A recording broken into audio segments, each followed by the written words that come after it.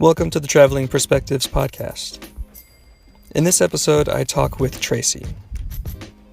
Tracey was actually someone that I randomly asked to interview in the airport when I first started this project 2 years ago, and we've kept in touch ever since. That day in the airport actually turned out to be a day full of spontaneous experiences for Tracey, but I'll let her tell you that story. So I hope you enjoyed this episode of the Traveling Perspectives podcast. How have you been? I've been great. It's really good to see you. Thank you so much for doing this. Yeah, absolutely. That was that trip was something else, I tell you. Yeah, I'm excited to hear the story. It was crazy. Yeah. So I'll let you kind of explain how we met and what that day was like for you. Okay. So I travel a lot, usually half the month. And I'm very adamant about not getting so sucked into my phone or whatever when I'm traveling, because the whole point for me is to actually observe, meet people, and experience the world. Mm-hmm. And when I was sitting there, I had already been hearing there was a couple sitting, I think, behind me, and they had recognized another guy from their hometown that they kind of knew. And they were from Alabama. And so I'm hearing all of this, and then you walked over and you explained what you were doing. And I thought it was really neat. And then you asked me this very pivotal question. Mm-hmm. And I had started undergoing this massive life transformation. And in that transformation, I believe we're all here to learn what love actually is. Mm. And so when you asked me that question, I was just like, of course he's going to ask this question. The question was, what is love? Mm. And so then that spurred this, it just is. And so I literally was in the middle of my learning of that and have continued ever since. When I got on the plane, I was on Frontier, and I don't ever fly Frontier. I always fly Southwest. Okay. The couple from Alabama ended up being seated on my row. Oh, wow. It was you and the couple? Yeah. Yeah, wow. Okay. We're friends to this day. No way. Where the wife and I really hit it off. The husband was great. I met her brother and his girlfriend. Oh, you met the whole family. Met the whole family. Uh-huh. We talked while we were in Vegas, but we didn't get to meet up because our schedules were crazy. Okay. But then when I got back to the Vegas airport, I was at Starbucks getting coffee, and I heard her voice. We had no idea we were flying on the same day. I turned around, and she was walking through, and I was like, Danielle! A little reunion. We were on the same plane again. Wow. Okay. One row apart. Insane. And so, yeah, now we've just been great friends. She's a photographer, and we talk, if not weekly, more, and wow. We hang out, and yeah, we've been awesome friends ever since. And that's then, so cool. that same trip, mm-hmm. I met a man in the airport on the way home, and we were together for about a year. Yeah, it's a very eventful trip, it sounds like. So traveling for me is just, it's not about a vacation or about it truly is about connection. Mm-hmm. And that was just such a neat trip to show what can actually happen if you're just present and aware and observe, and your heart's open. And absolutely. No, that's so cool.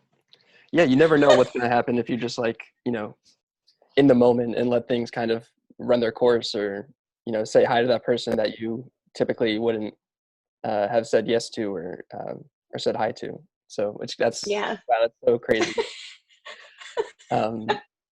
Yeah, from my perspective, that was probably I had made a few of those episodes so far, maybe 10 or so, and I was literally just looking for people who are in kind of a quiet area and by themselves, who had a moment to kind of answer a question, and there wasn't a lot of noise around them so you could be able to hear people's answers. And I picked that question because I think I was going through a list of questions, like those blog posts that are like 30 questions to ask somebody to really get to know them. So it just happened to be like that random question that I picked that day, which is crazy that it like aligned with what you were feeling in the moment. Yeah. And then I messed up the audio for uh, I think your answer, like, I got on tape. I haven't checked to see, but like there was definitely like 3 people that day that I asked them the same question, and I turned the microphone off for for it. So I didn't end up using the full episode, but maybe it'd be kind of cool if I found your answer, I can plug it at the end of this. I think that'd be cool. Very Um, cool. yeah. And then I saw your post last night as well. So what like have you been thinking that made you maybe be in that mindset again, or wanted to share uh, that thought again? Uh, well, we've stayed in very loose contact as well Hmm. since then, and my journey with love has continued. It's never ended. And I believe that's the journey we're truly here for. And so, with everything that's going on, there's so much division and labeling and everything being brought to the surface and trying to make us all different. Hmm. And at the end of the day, this stuff does need to surface because it does stand in the way of the ultimate lesson, which is love. Hmm.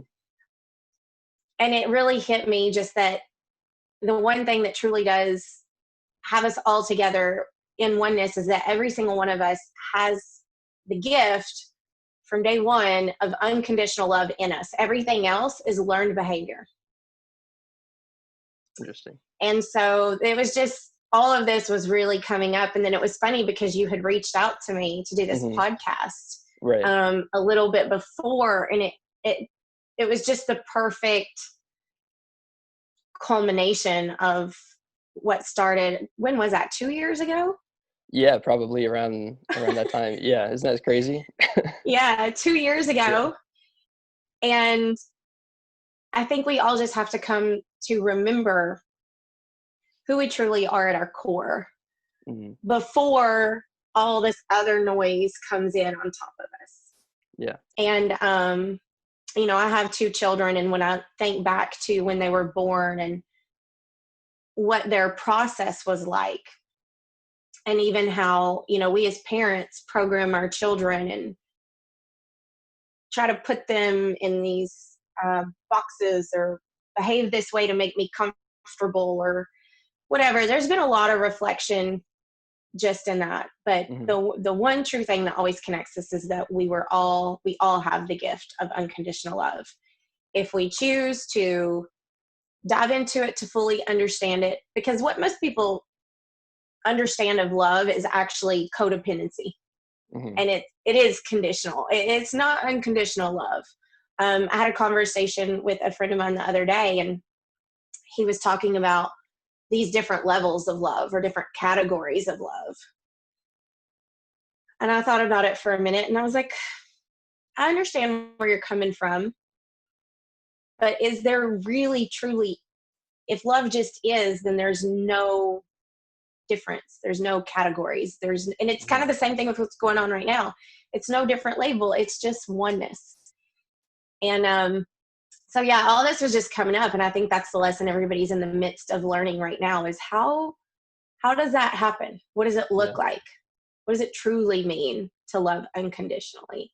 Hmm. Um, and it doesn't mean that we tolerate behavior that isn't ideal or evil or whatever. That's not what I'm talking about at all. But if we find that within ourselves, we literally can't behave in those ways. I agree. And I got to talk to a friend yesterday, a friend from college, and he was nice enough to do a podcast with me yesterday, and we were talking about this, and um, later on, I um, I do like these like monthly questions and like kind of the same, scenario at the airport and like editing all the different or similar answers together. But like I'll do that with the podcast. And I asked him one of the monthly questions, and um, he was talking about how this is like just a moment of self-awareness, and like being able to really understand like where everyone is coming from, and feeling out people's um, just like a true like moment of introspection and like empathy for others, and finding that love for one another. So I hopefully I can feel that there's something coming from this, that there it has to be, like this is too big of a movement for there not to be any change. um, Yeah. so I mean, I've been doing that myself, and I hope if there's more people who are thinking like you and I, and having that perspective, I can see massive change. um, Absolutely. yeah. I How truly do believe that. Yeah. And how has it been? And you're in Nashville, right? Or still, or I'm actually 2 hours northwest of Nashville in a little okay. town called Paris. Oh, nice. And how Yeah. is has the response been in Paris? You know, I think sometimes this blows people's minds, but I grew up in small town USA, small town Tennessee. I've also lived in the large city. Okay. And these are the times when I'm like really extra grateful to live where I live, because we are just by nature more connected to each other. Hmm. And so a lot of times when the larger cities are experiencing this chaos, that literally doesn't happen here. It doesn't even exist. Hmm. There may be something little here and there, but on a whole, our community is very tight knit and we're very connected. So um, we usually are come right together in things like this and don't allow a lot of the narratives to break back apart what we have lived from day one. Hmm. Um, Now, the area that I live in, it definitely has roots. Yeah. Um, Obviously, every small town in the South, but there's a lot of change that has happened in a lot of areas. And we definitely are one of those. And so our community as a whole is really, it's so funny. They think all the cities and stuff are progressive. And I look at it and I'm like, that's not progressive at all. Like, we're actually more progressive in this than what people realize. Hmm. And I think the perception is sometimes is that we're the ones that are like, not, but we really are. So we're good over here. Dialogue's open, communication is open, and it has been for a very long time. That's good to hear. Yeah. Um, and then you said you have two kids as well. Yeah. Yeah. And Two how old little are kids. they? My boy's 7, my little girl's almost 9. Nice. I mean, Yeah. yeah. I mean, I love your like dancing videos with them. That's Oh, they seem pretty cute kids. Uh, oh, thank you. yeah. And uh, do they like have an understanding of what this like time period is, or they like they're in summer, right? So they're not in Yeah, school. they're in summer. So here's the thing with this. Hmm. It always begins in the home. Yeah. I never taught my children from the beginning that there was differences. Hmm. And so in one aspect, no, they have no clue. Yeah. And in truth,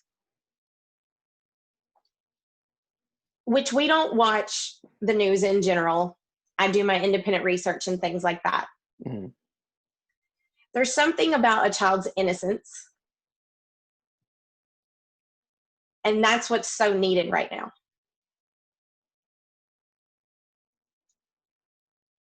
I feel from my perspective, if I open up a thing that they've never even learned, Hmm. when it's going to take away the innocence and then plant it actually in their heart, when that was the very thing I didn't want to do to begin with. 100%. Yeah. And so, you know, I know some people would feel like you need to tell your children everything that's happening and this and that and this and that. But that's what actually keeps the cycle in place. The perpetuation of even speaking of these divisions, instead of speaking of the division of, or not of the division, but of the aspect of just unity and celebration of the human being. Mm-hmm. And the spirit of everybody winning, not there being a winner and a loser and somebody up here and somebody down here. I've been very adamant and aware and conscious about making sure that I don't put that narrative in my children at all. And so I took them to their grandma's the other day. She was helping me so I could work, and she had the news on, and I was like, hey, do you care to just not have the news on when the kids are here? Mm-hmm. And they were like, yeah. She said, yeah. And I don't even want to plant that seed in them. They are going to learn as they get older. They're going to learn the histories.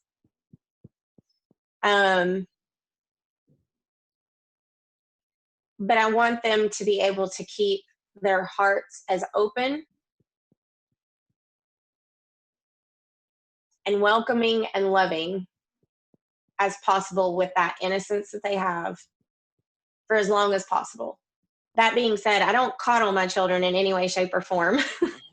They're rough, they're tumble, they're feral. Uh-huh. They've been working for years already. They make their own money, like they're little beasts, but I do not plant the seeds of division in them whatsoever. Yeah. And so for them, people are just friends. They love people. They're very social. And if they ask me a question, I'm always very happy to expand on it. Yeah, I can, relate for sure, because I was, just from my own like family experiences, I was 6 when 9/11 happened. And just my mom was so like protective of me not watching the TV or like any of the news going on, just for probably the same reasons. And so what are your kids into? What kind of hobbies do you guys do together? Oh gosh, well, we fish, we dance, definitely travel, 4-wheel. We're very outdoorsy. So kayaking, hunting, fishing, all the nature things we're definitely into. My daughter's a competitive gymnast. She loves it. Oh, wow. My son right now, he's into baseball. He loves football as well. The normal, kids sports.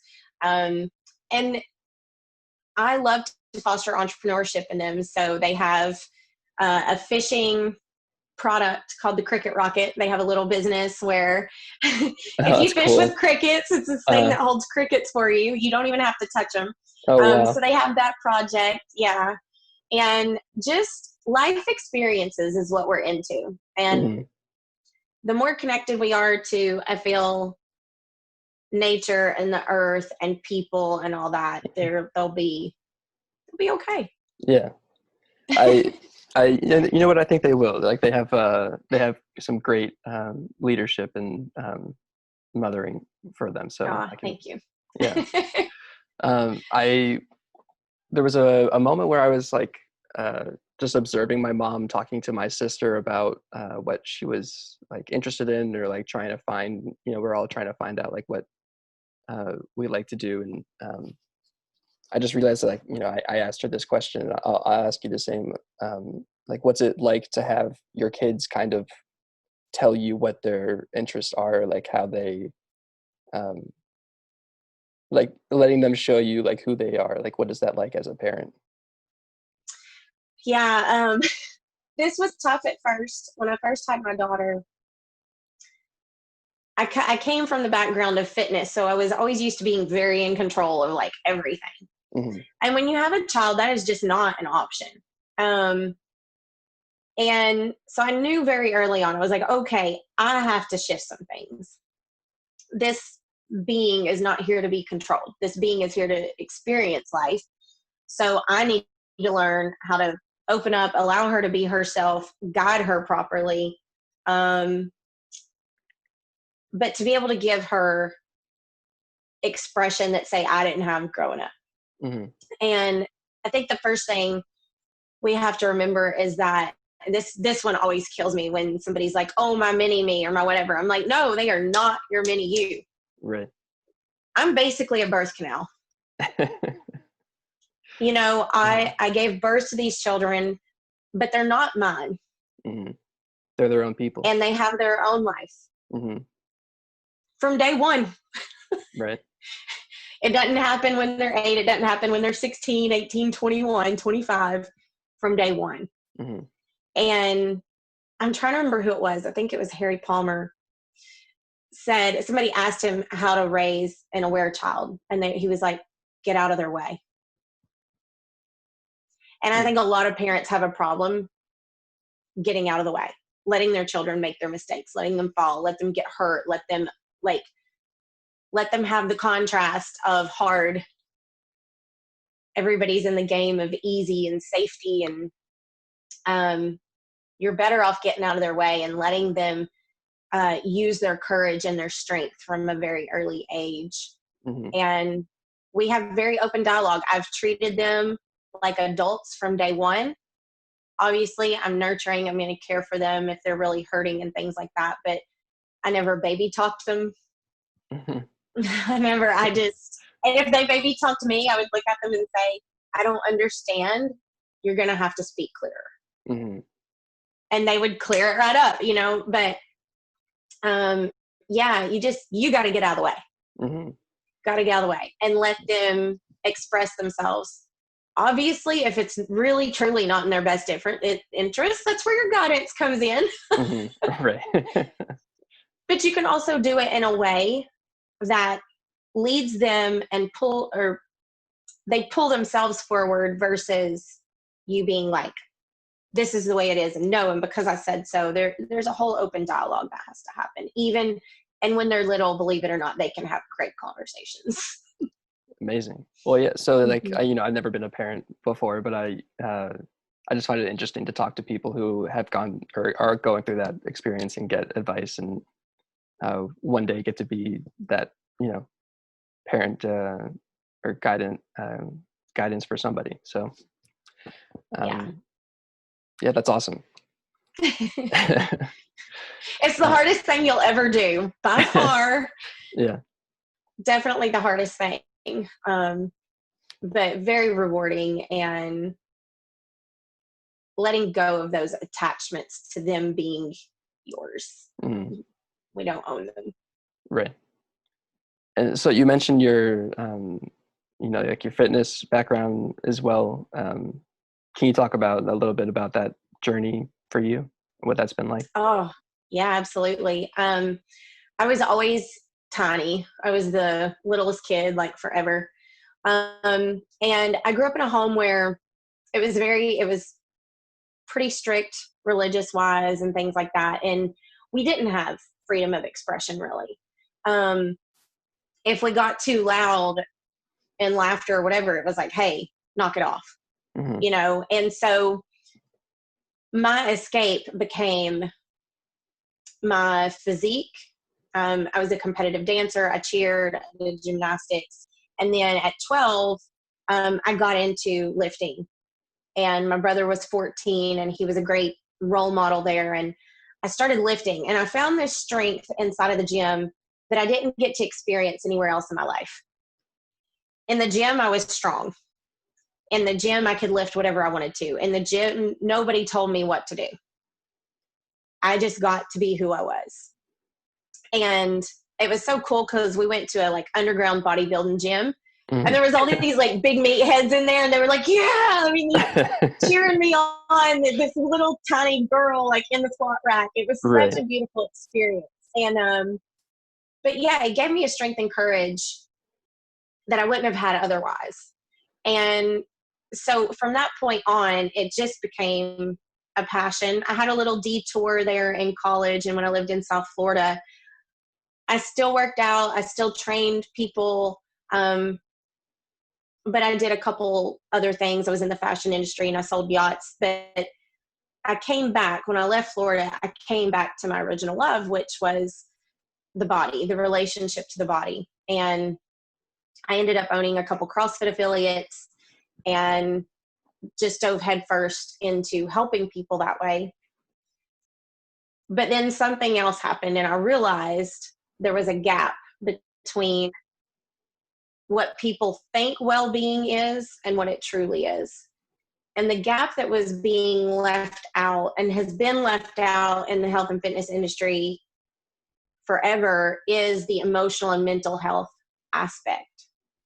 And a lot of times people use physical fitness as the Band-Aid. They think that that is going to make them feel better, when it's actually the reverse.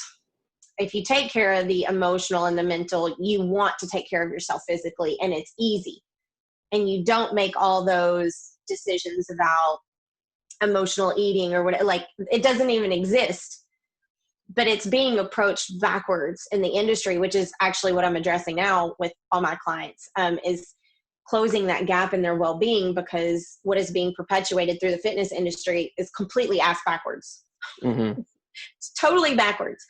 And so the Band-Aid just doesn't work. And that's why 80% of people keep rebounding and yo-yoing, and because the actual root of the problem is not addressed from the get-go, which is all these emotional traumas, generational patterns, what we're dealing with in society right now.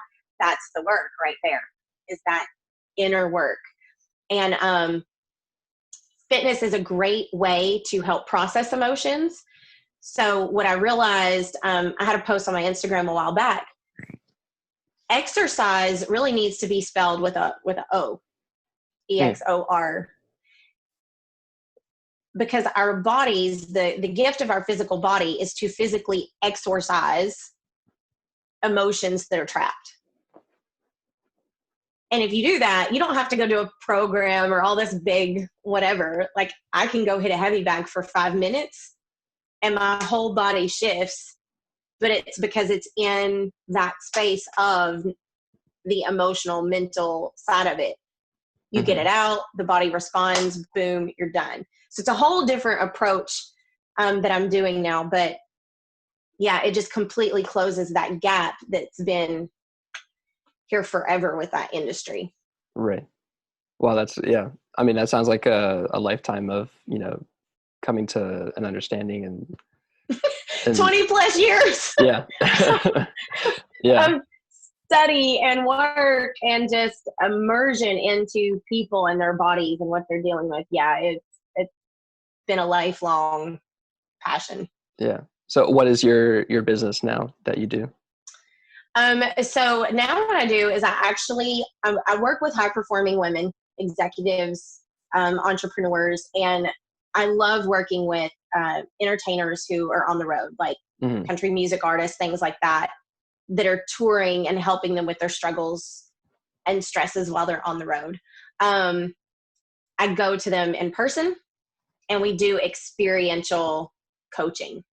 So that's what I'm doing now, helping those women in those industries and really closing that gap and making everything easier, more inner peace, time, so that they can win not only in their professional lives. A lot of them are winning professionally, but the personal aspect of it's kind of sucking and lagging, and they start experiencing. Really driven women can get stuck in their masculine side. And it causes this imbalance. It causes an imbalance emotionally, hormonally, in their relationships. And all of a sudden they feel just completely overloaded, mentally, physically, the whole deal. And so bringing the balance back in, bringing the feminine side, and it's not about male and female. We all have these two energies, but harmonizing those energies back together without undermining. A lot of them are afraid that success they've created, if they drop that grit in any way, shape, or form, they're afraid they'll undermine that success they've already created for themselves. And so it's being able to make that transformation without going too far the other way and getting like super fluffy and There's got to be this harmony there. So that's what I help these women do, and we close that gap up, and they can win in all areas much easier and really experience life at a whole different level.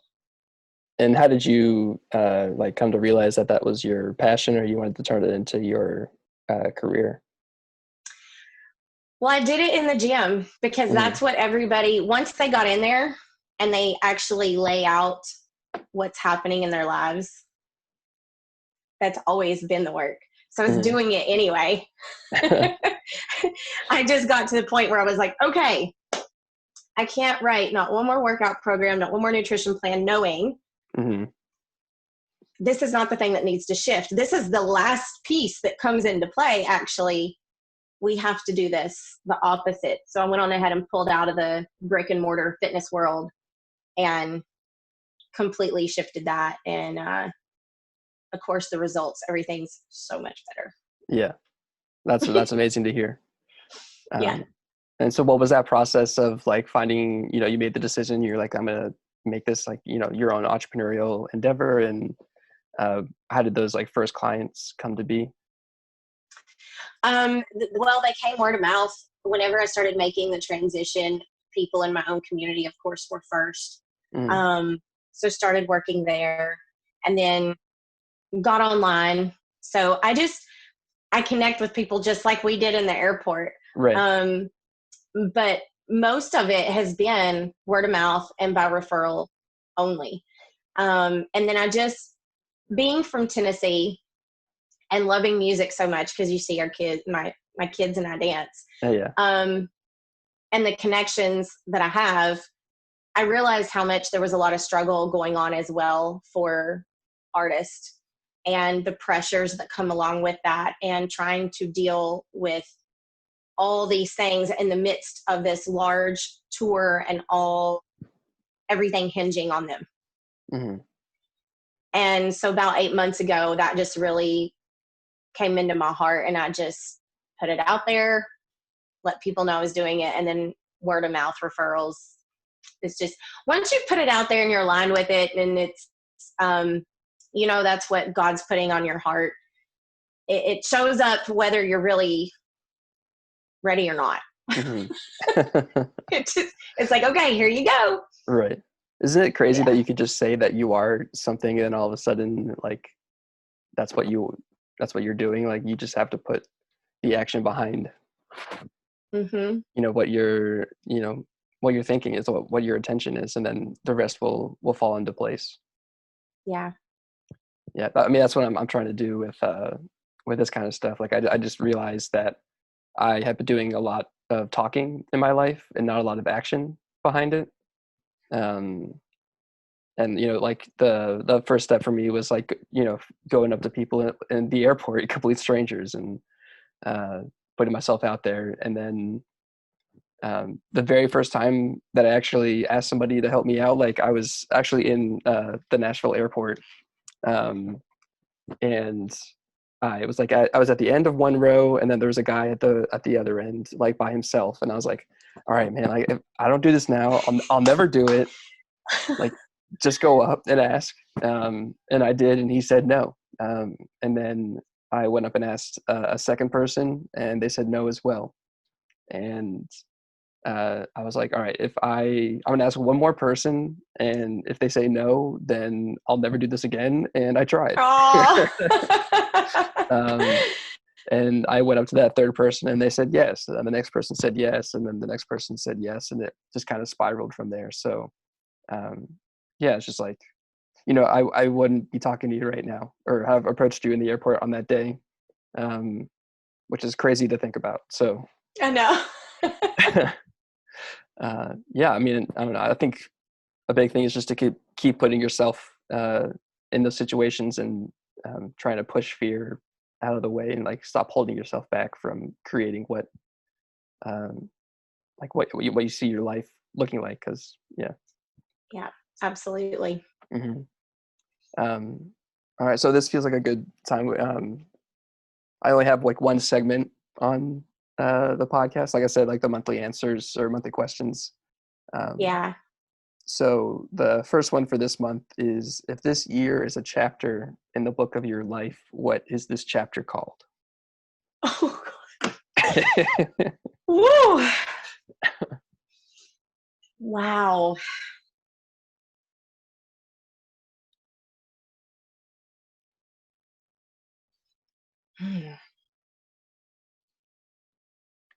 New beginnings.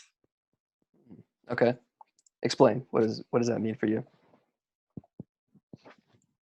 I think this whole year is this burning down and rising up of radical self-responsibility, self-leadership, learning how to actually lead, all of us be leaders.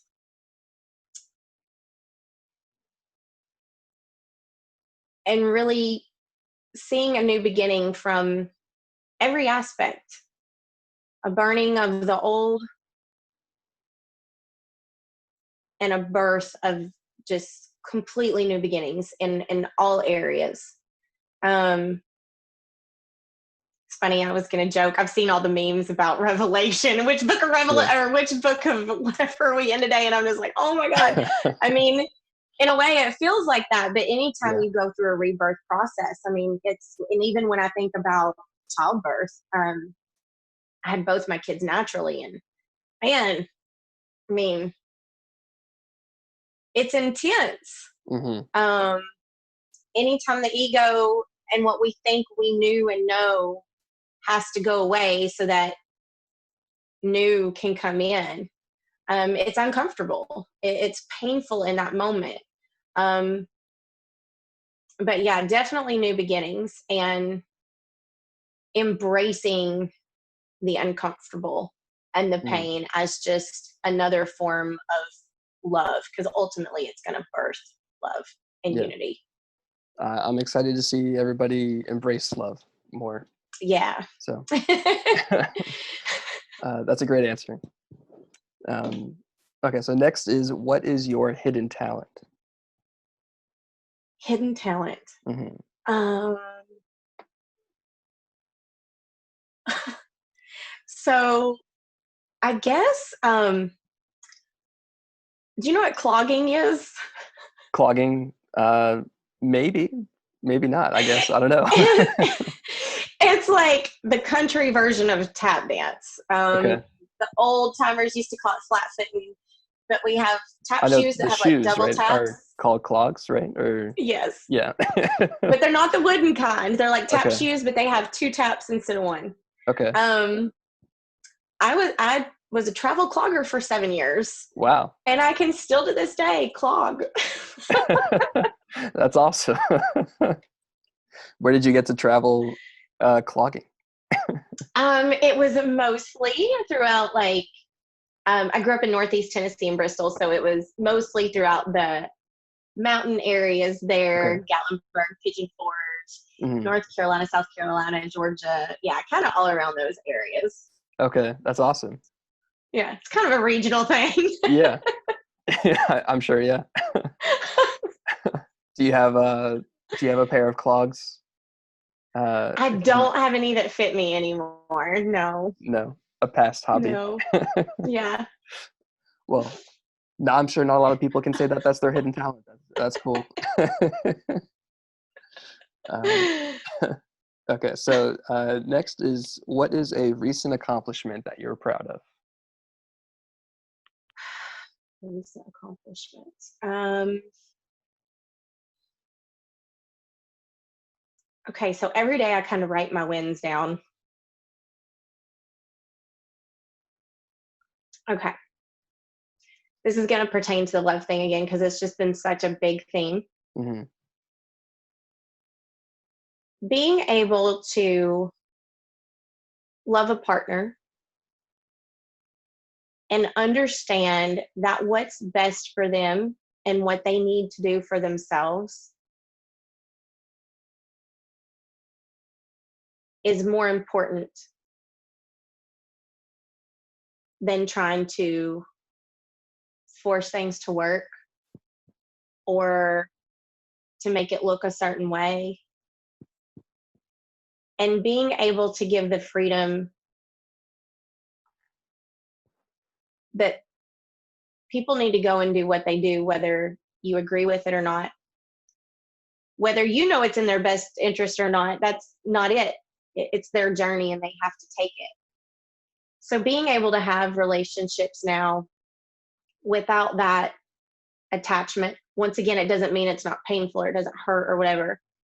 But being able to have those conversations openly and understanding that what they need to do for them and what's best for them has no bearing on me as an individual. It doesn't mean I wasn't enough or that it has nothing to do with me, and knowing that loving them includes also allowing them to go do what they need to do.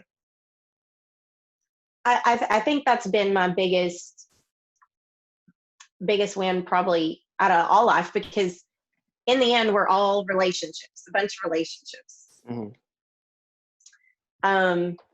And that's been a huge accomplishment for me over the last 2 years since we met. Yeah. No, that's good. Like that's, I think everybody's journey of coming to that kind of realization that we all need to, we can love ourselves before loving others and letting other people in. And yeah, no, I agree for sure. Okay, so I got one more question and then I'll let you go. Okay. And I've been ending every podcast by asking people this question. Okay. And I've been thinking about legacy a lot lately. And what kind of legacy I want to leave behind one day when I'm, not here. So I've been asking everybody what they want their legacy to be. So freedom is my most important value. And I think the biggest legacy and ripple that I want to leave outside of love is freedom. Personal freedom for everybody to be who they truly are. Without that, there's not a strong foundation moving forward. So it would definitely be freedom. Yeah, no, I can see that absolutely. And I just want people to understand that they can create their own path in life and just follow their passions and try not to let other people's judgment deter them from pursuing their dreams and having and obtaining that freedom. So yeah, that's awesome. Yeah. So I mean, thank you again for doing this. Some serendipitous moment in the airport 2 years ago, and you get to help me out with this project again and share some really interesting perspectives. So I really appreciate you doing this. Absolutely. And I never believe anything is random. So I just am always like, okay, let's do this. Yeah. Awesome. But no, it's been great meeting you. You've been such an awesome, just such a neat addition to my life, to my space. It doesn't matter that we don't talk more or whatever, but you're always there. Mm-hmm. Whether I notice something on Instagram or message or whatever, or watch one of your things, it's always there. And you've definitely been a neat addition. I'm so glad that we met, and I'm excited to see everything else you do. I think you're going to make some of your own big transformations with this project. Thank you. That means a lot. Yeah. All right. Well, thank you so much, Tracy. And we'll see you in the Instagram DMs. Awesome. Sounds good. All right. All right. Have a good one. Bye.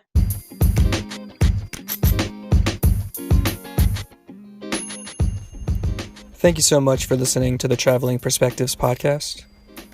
While editing this episode, I looked through my old footage to see if I still had Traceys Answer from that day in the Nashville airport, and I found it. So without further ado, here is Traceys Answer from the Traveling Perspectives Airport series. What was your name? Tracey. Tracey, I'm Harry. Nice to meet you. Nice to meet you too. Let me get my food off of my coat. I appreciate the help. Oh my god, how funny, because I was just watching everybody, and I'm a people watcher actually. Of course, yeah. And I was like, these people are coming back from Vegas. They look cool. Right. They had a look about them? Huh? They had a look about them? Yeah. Everybody was a dragon, kind of. Are you from here? No, I'm from Tampa, Florida, Oh, okay. actually, yeah. So I'm actually working in Tullahoma, Tennessee, which is like an hour away. I'd never heard of it before until I was told to go there. Small towns, Yeah, yes. exactly. Yeah. So today I'm just asking people how they would define love, is the question. How would I define love? Okay. For me, it just is. There's no walls to it. There's no boundaries. There's no, if you do this, I'll do this. There's no conditions. It just is. There really isn't truly a way, I don't believe, to define it. If you remove the expectations and the assumptions from it, it's just there. And it's there in all of us. And I think we all genuinely love everybody as long as we remove those things. It just exists between us and in everything. That's awesome. Okay? Yeah, that's really good. Yeah, I appreciate the help. Absolutely. Awesome. And I don't know if you watch YouTube videos or anything. I mean, I do some. Sometimes. Yeah. I've got a card I can give you.